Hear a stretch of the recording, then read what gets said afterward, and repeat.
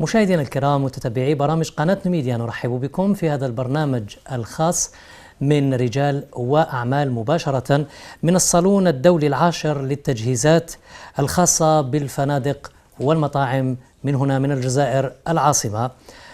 إذن تراهن الحكومة الجزائرية على قطاع السياحة في السنوات القادمة، ومن خلال ذلك رصدت مبالغ كبيرة وكذلك مشاريع هامة في هذا القطاع من أجل النهوض بالسياحة في بلادنا. ولإثراء هذا النقاش يسرني أن أستضيف السيد عادل بوميزة، مدير التصدير لمجمع مبلاتكس. مرحبا بكم سيدي. أهلا وسهلا بك. مرحبا بك. شكرا لقبول الدعوة. يعطيك الصحة. شكرا. دونك احنا باش نعرف بالشركة تاعنا، احنا شركة تونسية، هي مجموعة شركات متخصصة في إنتاج الأثاث والتأثيث للنزل والمطاعم وكذلك للمنازل والمواطنين العاديين. جينا شاركنا في هذا الصالون من قبل سنتين، وهذه المشاركة الثانية. والمشاريع اللي بدأت فيها الدولة الجزائرية لتعصير ميدان الفندقة والسياحة مشروع كبير، وهو يعني ممتاز للجزائر، واعد يعني لجلب استثمارات وكذلك العملة تكون مصدر غير يعني البترول. إن شاء الله سنناقش إن شاء الله الموضوع، موضوع الاستثمار بالجزائر في قطاع السياحة. لكن قبل ذلك نرحب بالسيد حسين بالا، الرئيس المدير العام لمؤسسة بلونكو كونفيكسيون بفرنسا وبالجزائر كذلك. مرحبا بكم سيدي. Oui, bonjour. Excusez-moi, je m'exprime en français. خذ راحتك. Donc, j'ai une société d'équipement hôtelier en France, Cache Hôtel, du groupe Jazz & Co. Et je fais sur l'international d'équipement et du conseil, assistance et conseil auprès des clients hôteliers, centres hospitaliers et centres de thalassothérapie.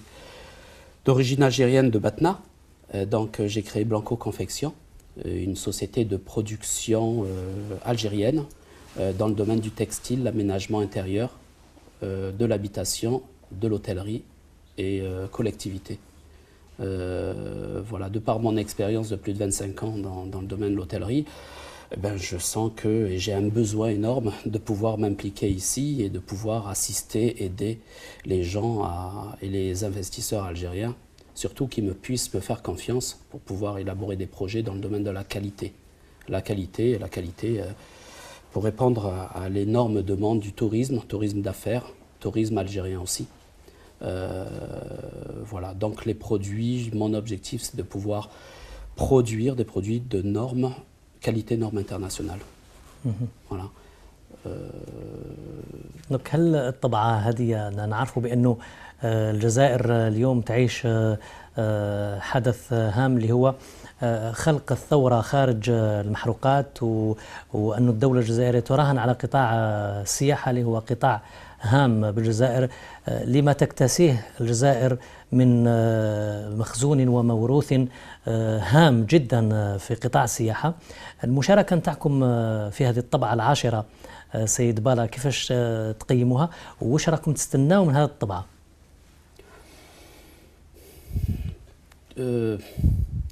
Comme je vous l'ai dit tout à l'heure, mon objectif, c'est de pouvoir répondre à la demande du client algérien. Mon objectif, c'est de pouvoir expliquer au client algérien de la qualité, lui apprendre à savoir, à connaître la qualité du produit. C'est de l'assister dans le développement économique, qu'il puisse nous faire confiance pour qu'on puisse produire au juste prix. Voilà, produire avec du personnel algérien, former du personnel algérien, assister les gens. Et voilà, ce que je demande aussi, excusez-moi, à nous faciliter l'importation de matières premières pour pouvoir produire. L'importation de matières premières, je ne parle pas de produits finis.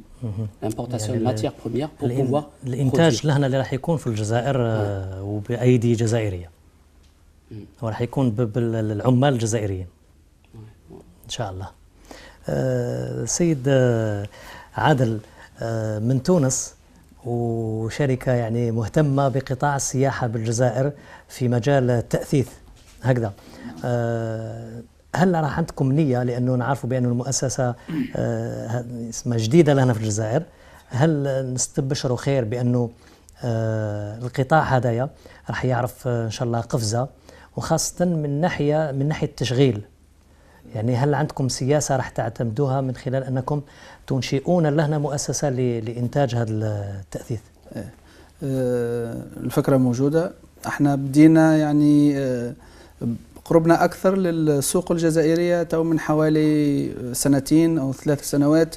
رجعنا نشتغل على السوق الجزائرية. احنا شركة تونسية موجودة من سنة 72، هي الرائدة في صنع وتوزيع الأثاث في تونس. يعني بالنسبة لتأثيث النزل والإدارات والمطاعم اشتغلنا في تونس، في أوروبا، في الشرق الأوسط، على أفريقيا الصحراوية يعني السبسارية. في الجزائر عندنا يعني احنا متأخرين شوية، يعني ما اهتميناش كما يلزم. يمكن نعاود نقول نفس الشيء اللي قالوا ضيفك، انه في تسهيلات، قد ما يكون في اكثر تسهيلات في المعاملات، اللي احنا نراو انها حاجه طبيعيه انه يكون فما تسهيلات في المعامله بين تونس والجزائر في الاتجاهين.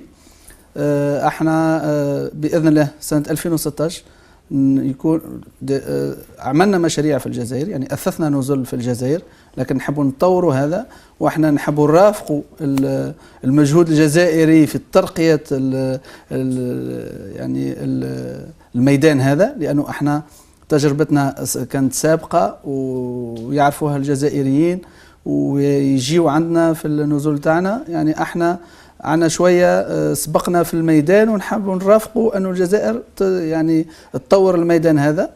وبإذن الله في 2016 نبدأ توزيع، وكذلك عندنا شريك جزائري اللي نبدأ معه التصنيع في السوق الجزائرية مباشرة. سي بوميزة، يعني صراحة بيني وبينك ما تخفتوش من المنافسة، لأنه الجزائر معروفة بصناعة الأثاث، وبأنه فيها كثير من الورشات في المدن الجزائرية، في كل الولايات الجزائرية، وفي هذه المصانع وهذه الورشات. يعني هذا تحدي، ولا في نظركم أنكم قمتوا بدراسة وراح تدخلوا للسوق الجزائرية بارتياح؟ إن شاء الله ندخل السوق الجزائرية بارتياح، لأنه في هذا يعني نفس التركيبة بتاع السوق الجزائرية هي موجودة في تونس. موجود عندنا الكثير من الورشات، ومع ذلك يعني فيه يعني المكان للجميع. احنا عندنا تجربة وسافوار فير من مدة طويلة، يعني نقدروا نعاونوا الناس اللي موجودين وتخدم.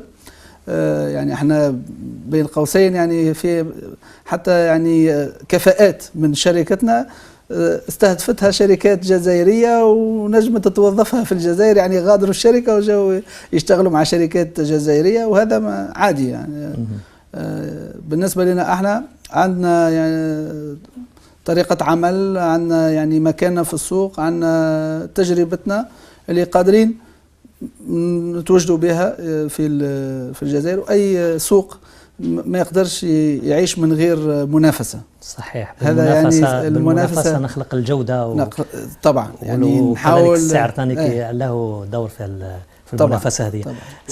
تفضل سيدنا. Si je peux me permettre, moi, par rapport à notre expérience à l'international, c'est-à-dire que nous équipons des centres de thalassothérapie, des résidences hôtelières en France, dans les Caraïbes, déjà au Maroc, en Afrique de l'Ouest.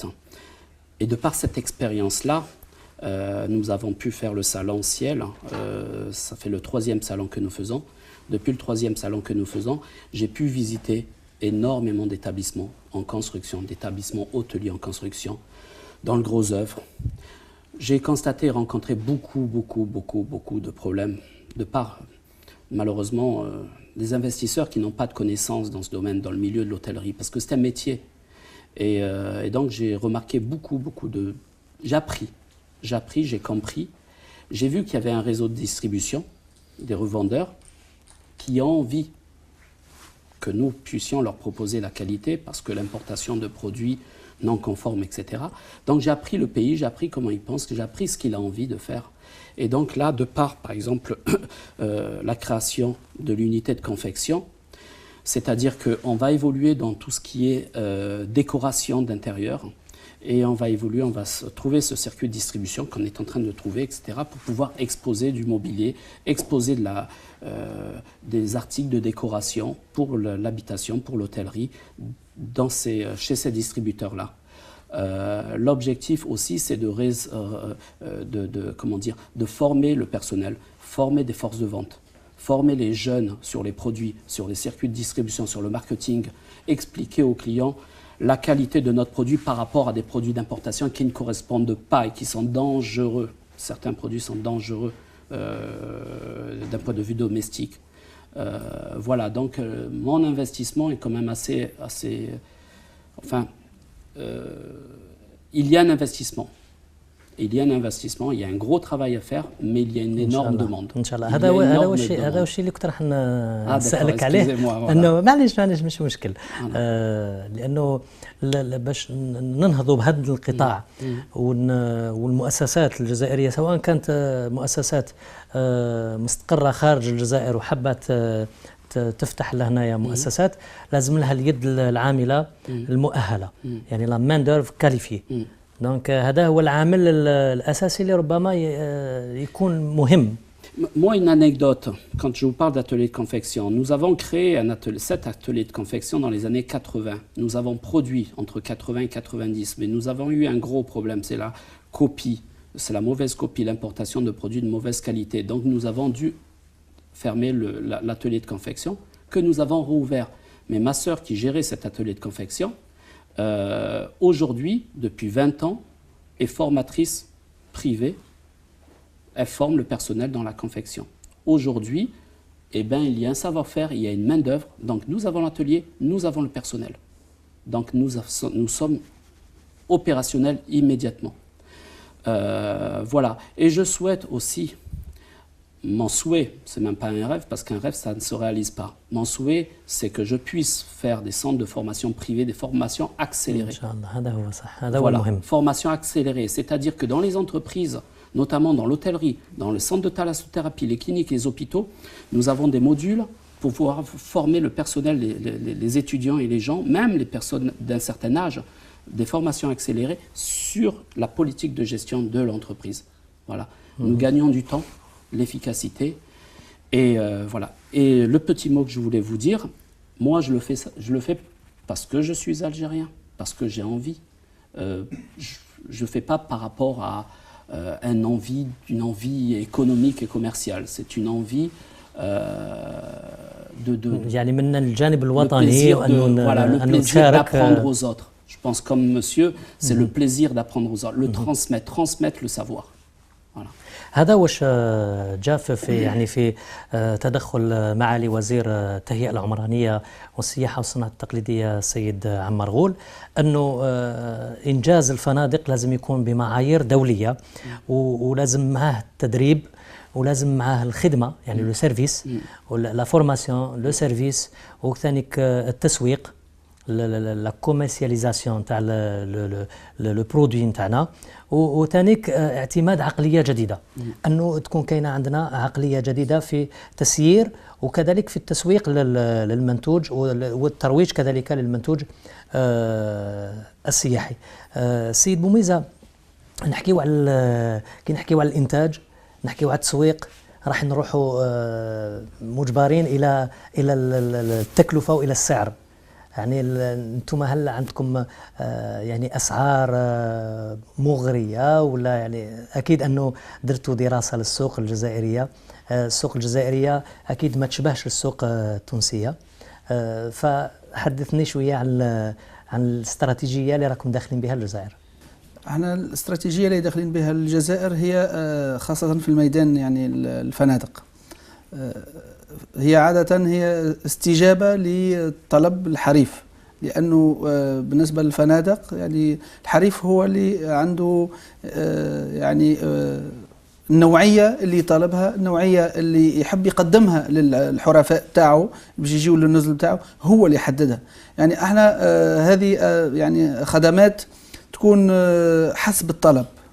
احنا ننصح، عندنا لو كونساي، عندنا دي بيرو دوتود اللي معناها مكاتب دراسات اللي نتعاملوا معاها، وعندنا مكتب دراسات داخل الشركه اللي هو يعطي يعني نصائح، لكن الاساس هو انه نجيب على طلب الحريف ونعطيه احسن جوده، احسن جوده يعني المستوى اللي هو طالبه، لانه النزول فيه مستويات، والاستثمار عنده يعني بيدجي. يعني هذا نحاولوا انه نوفق بين الجوانب هذه كامله، يعني بالموارد اللي موجوده عند المستثمر، بالشيء اللي يحب يوصل له ك يعني نوعيه يحب يقدمها للحرفاء بتاعه، يعني نحترم هذه ونحاول نعطيه احسن جوده باحترامها المعايير هذه حاجه. وبالنسبه لنا احنا يعني كتجربه، اذا فكرنا في انه ندخلوا في الاستثمار في الجزائر،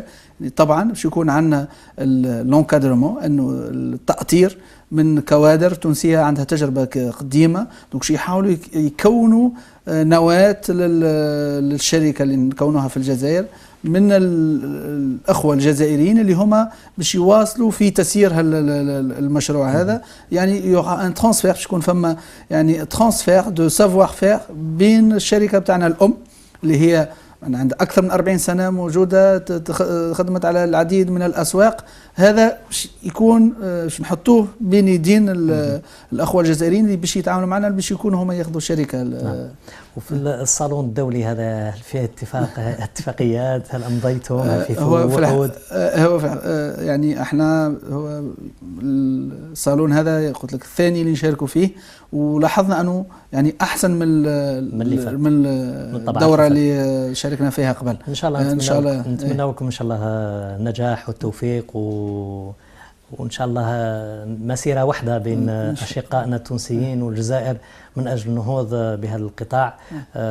نتمنى إن شاء الله لكم التوفيق، ونشكرك جزيل الشكر سيد بوميزة عادل. أنا نزيد كلمة يعني اسمح لي. بالنسبة لو سافوار فير، احنا يعني في المجمع تاعنا يعني في لو جروب عندنا شركة الفنادق المرادي للنزل اللي الجزائريين اللي يجوا لتونس تقريبا كلهم يعرفوها يعني، والتجربه هذه هي نفسها نحطوها بين يدين الحرفاء بتاعنا اللي عندهم نزل، يعني حتى في التكوين في ميدان الفندق. ان شاء الله. شكرا لك، يعطيك الصحه. السيد بالا، كلمه اخيره. Ben, je tiens à demander aux investisseurs algériens de faire confiance quand même aux sociétés qui souhaitent produire en Algérie avec de la qualité algérienne, parce que paradoxalement, des anecdotes, c'est qu'ils disent « Ah, c'est algérien, c'est pas bon, je préfère mieux ». Non, qu'ils fassent confiance, qu'ils nous fassent confiance, et ensemble, on pourra aller très loin. Ce qui est très intéressant par rapport à ce salon, c'est qu'ils sont en train de changer, ils sont en train de changer, de raisonner, de comprendre que ce qu'ils faisaient n'était pas bien, et qu'aujourd'hui, ce qu'ils faisaient n'était pas bien, et qu'aujourd'hui, il faut s'améliorer et il faut faire confiance pour aller de l'avant. Donc j'ai confiance et il y a énormément de travail, mais on va y arriver. إن شاء الله. إن شاء الله على الكلمة اللي إن شاء الله نوصلوا بالجزائر، نوصلوا بأبنائها وبأشقائها وأحبابها وأصدقائها، نوصلوا إن شاء الله إلى المبتغى لأن تكون الجزائر وجهة سياحية بامتياز. مشاهدينا الكرام، خليكم معنا فاصل ونعود.